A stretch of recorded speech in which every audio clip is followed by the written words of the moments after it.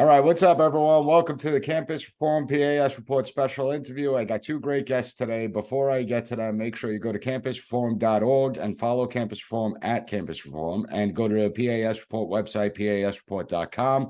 I want to welcome today's guests because I have Gloria and Stevie Giorno. And Gloria is the author of a brand new book, Outcast, How the Radical Left Tried to Destroy Your Own Conservative. And they're good at doing that a lot of times. But Stevie fought back, and I have him here as well. And I want to talk about what you experienced, because I think there's millions of Americans right now that are experiencing the same thing that you experienced, Stevie, and will experience going forward. So you decided that you were going to attend Belmont University. The first question is, what made you select Belmont University? Because I think the audience will find that fascinating. Well, our family's from Chicago, and we left Chicago in 2014 and we moved to Williamson County, Tennessee. It's about 15, 20 minutes south of Nashville, where I attended a very nice private school, Battleground Academy in Franklin. It was a small school, and I was very grateful to have moved to a place like Tennessee. And so in 2018, when I was graduating, I wanted to go to a small Christian school, which is similar to BGA. And I wanted to stay close to Nashville. And I decided to go to Belmont because I had heard all these great things of how Belmont was a small Christian conservative university. And in 2018, there were not a whole lot of those left. And when I toured with my family, they were very quick to say that they were a small Christian conservative university. And we were sold a bill of goods, and I had ended up attending there. And I remember my first week there, things changing very quickly. Once you kind of saw the faculty, the administration, and the students, I saw that it was not the self-proclaimed Christian conservative school that they had advertised to us when we were making the decision of where I wanted to go to school. And can you just throw out a few examples of what made you quickly realize that the school wasn't as conservative or Christian as you anticipated? Well, it's a very popular music school. So you get a lot of music students, get a lot of artists, and they don't happen to have the same same hair color as most people do. They tend to pick colors from the rainbow to put on their head, and that's fine. It's their choice, but I just don't think it's very conservative to be doing that. Secondly, most of the professors were teaching CRT and DEI even before that became a thing in 2020. There were so many instances where friends of mine who were conservatives were discriminated against with their grades because they stood up for what they believed in to teachers that did not agree with them. And rather than those teachers try to teach students how to think, they tried to teach students what to think. Which is ridiculous that happens in college and high school and grade school, but that's where we find ourselves. And then lastly, I would say just the overall mood of campus was, if you were a Democrat, if you were a liberal, you were more accepted. And if you were a conservative, you couldn't talk about your political beliefs as much in a political class, as much as the other side could. So they had a lot more freedom of speech than people who thought like I did, and the people who were my friends who thought that as well. And Gloria, when Stevie was telling you about what his experiences were as he first entered this college, thinking that it was this Christian conservative school, only to find out that he was sold a bill of goods, that it was a fraud, it wasn't all that Christian or conservative, what were you thinking? Well, we were with him the first few days. It's a parent-student orientation. We were with him. I was very surprised by what I saw. But then when we were at the service in the Curb Center, the minister speaking said everything that you would want to hear, everything that we were told was going to happen. There was no room for bullying. There was zero tolerance for any kind of discrimination. Everyone was accepted. And, he said all the right things. And unfortunately, my husband and I were like, well, it is a music school, but nonetheless, they're saying that we're a conservative Christian university. The service was conservative and Christian, but it was just a great show they put on that day. And when Stevie started telling you about the experiences he was encountering on the college campus, what went through your mind? Well, what went through our mind is, wow, what is our son doing here? But we did ask him if he wanted to go to a different school, but he didn't want to. He wanted to stick it out because he was already getting active in politics there. And so he was a senator with student government. So he was already trying to make changes. And I don't think we can run away from these situations. I think we need to face them head on, and we need to be the change. We always talk about that as conservatives, as a silent majority. But if we run away, we're not doing anything. Like, I grew up in communist Yugoslavia. And so I went to school in a communist country. So some of the things paralleled, especially later on in 2020, they paralleled what I went through when I was in first grade.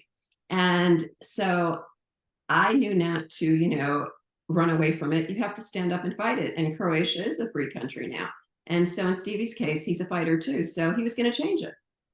And that's interesting when you bring up your background. Do you feel that the students in the United States, those that have lived here most of their lives, if not all of their lives for the majority, that maybe we've become a little too soft? Maybe it's because we haven't really had to sacrifice or experience what it's like to live under an authoritarian system like you did and like so many generations before us did?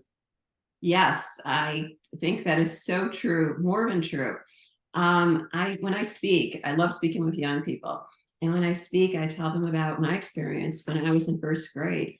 I had a backpack with me every day when I went to school with $1,000 American dollars. I knew if there was civil unrest in Yugoslavia, but I would have to get out.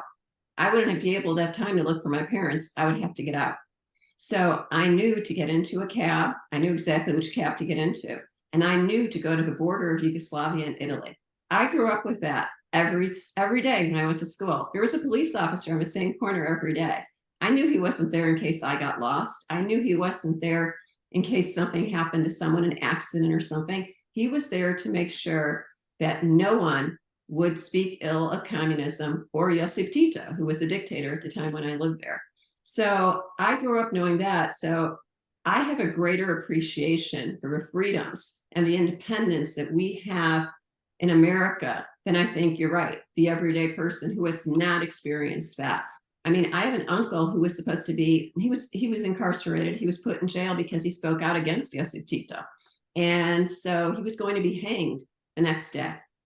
And his family and friends actually, they smuggled him out of jail. And he ended up in Lyon, France, and then he ended up coming to this country. So yes, I grew up with those stories. My son grew up hearing them from me, from my father, from my family.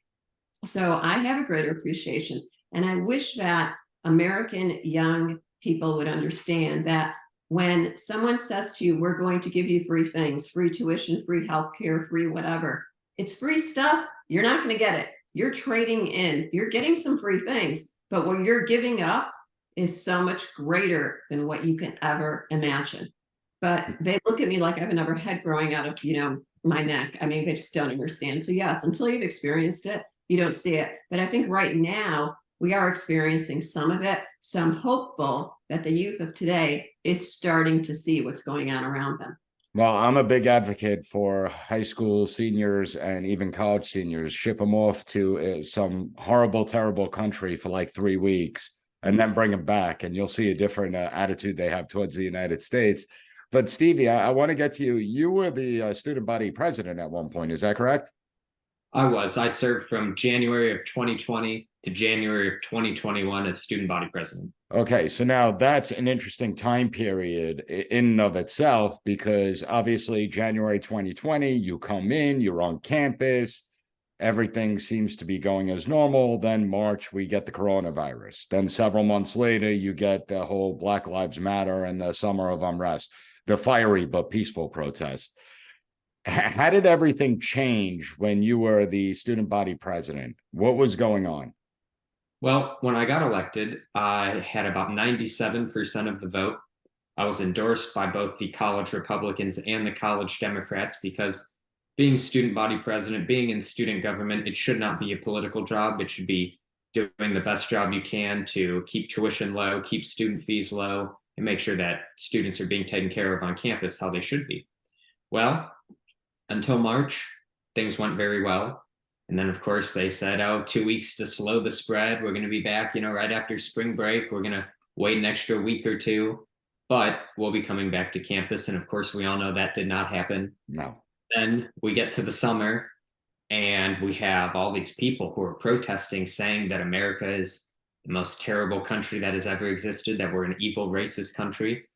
And it bothered me, you know, as someone who has heard of all these terrible stories of what goes on in these other countries. And then for people who, millions of people come to this country illegally because we are such a great place. I don't see anyone going to North Korea. I don't see anyone going to China or Canada for a matter of fact.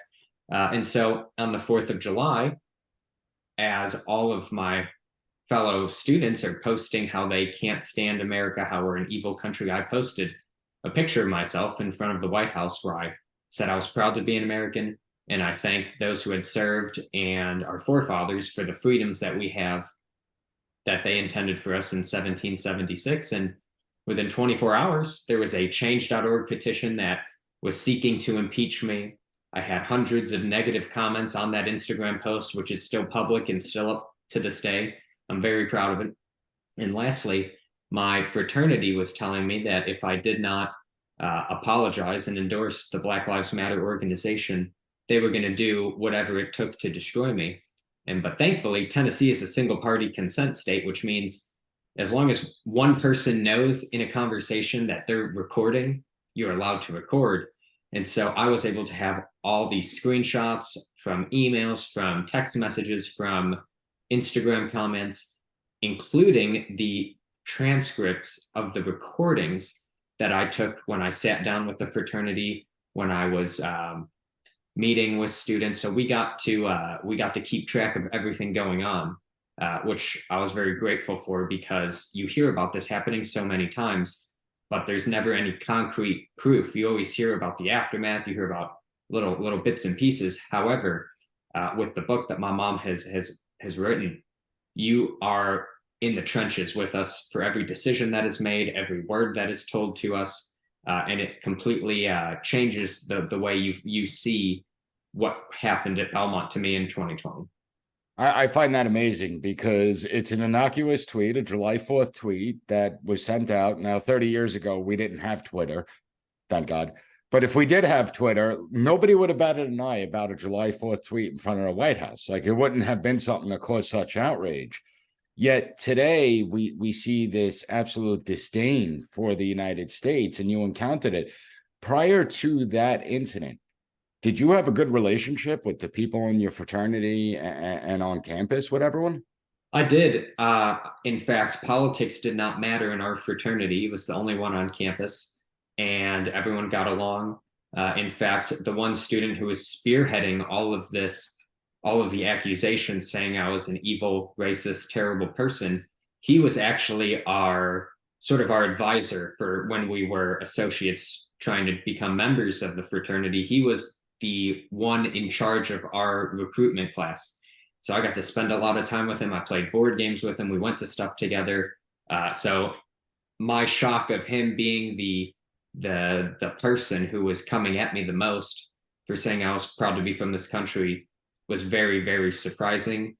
And then later on, as the fraternity started to remove me, it was my big brother in the fraternity that led that committee that told me that if I didn't endorse BLM and put up a personal statement saying that I support the organization, that students in the fraternity would do whatever it took to destroy my career and my future. And I've got to tell you, even though they said that, they have done the exact opposite. And that's who I am today. And did any of the leadership in the fraternity, or even on campus, professors or administrators, did anyone come to your defense at all? There was one conservative teacher who did, and I had 2 or 3 friends from the fraternity that supported me. And eventually, when I did leave the fraternity because they endorsed the BLM organization, they left with me as well. You know, our family, we're Gold Star. Better off. I think so. We're Gold Star member. We're Gold Star family members, and our cousin was shot and killed serving as a Chicago police officer. So no one has more respect for the police than our family does. And anytime that someone speaks out in opposition to the police, which in this country, they keep us safe and ensure that our rights are guaranteed to us, I can't stand it, and I won't support an organization or people that say that the police are what they were saying in 2020. Yeah, and now the people that created Black Lives Matter are all millionaires living in mansions. How funny how that works. Where the millions of dollars, hundreds of millions of dollars that they've received is pretty much missing and unaccounted for. So we'll see what comes out of those investigations if they're actually investigating.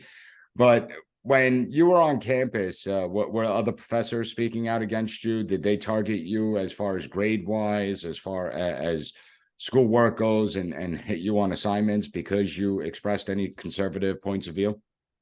Yes, they did. In fact, in the book, we have the exact emails that they were sending. Two of the political science professors accidentally CC'd a friend of mine, a fellow student, and she was given a litany of emails that were attacking me. And the teachers were making light of the fact that I had to have a security escort on campus because students said to me and on social media that if they saw me, they were going to attack me. They laughed at the idea of that happening. And then also they thought that I was making it up, that I wasn't being serious. And of course, I had sent them the change.org petition. I had showed them the screenshots and the emails and the text messages from other students, and they made fun of it. And that goes all the way up to including the university president at the time, who made a joke to me on email saying that if I figured out how to take down change.org petitions, to let him know, because people make ones up about him all the time. And this is coming from a man who made $1.2 million every year compared to me, who is just a student trying to finish college and get a good job and move on with life. That truly stunning. Did you file a complaint against those professors, and did anything come of it, or was it just simply ignored? It was ignored. We had talked to one of the deans, and he tried to work something out to where I'd still be able to attend class. I did have to go in person, so I did have to have security with me. However, fortunately, I was never physically attacked on campus. However, there was an instance where, being from Tennessee, I love my sweet tea, and I need that every day to function like people need their coffee. And so I would go every morning to a fast food restaurant where I'd pick up my sweet tea and get my breakfast. And there was this female student from Belmont University who worked there, and I didn't know her at the time because everyone's still wearing masks, of course, and you can't tell who is who. However, she posted in the College Democrat group text that she had been putting gross stuff in my drinks for a very long period of time. And I ended up turning her into the school. At first, we went to the Nashville police, but fortunately, I was uninjured.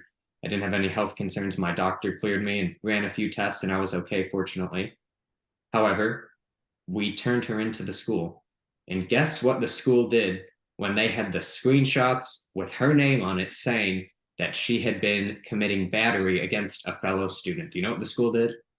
Well, I could say they probably did nothing, but I have a feeling it's worse than that. Worse, they accepted her into Belmont Law School, and they were okay with her studying to become an attorney.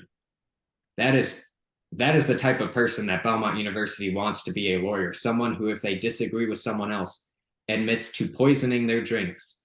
And then eventually, when she was called out on that social media platform for doing that, she joked and said, "It's not like I was putting rat poison in it or anything."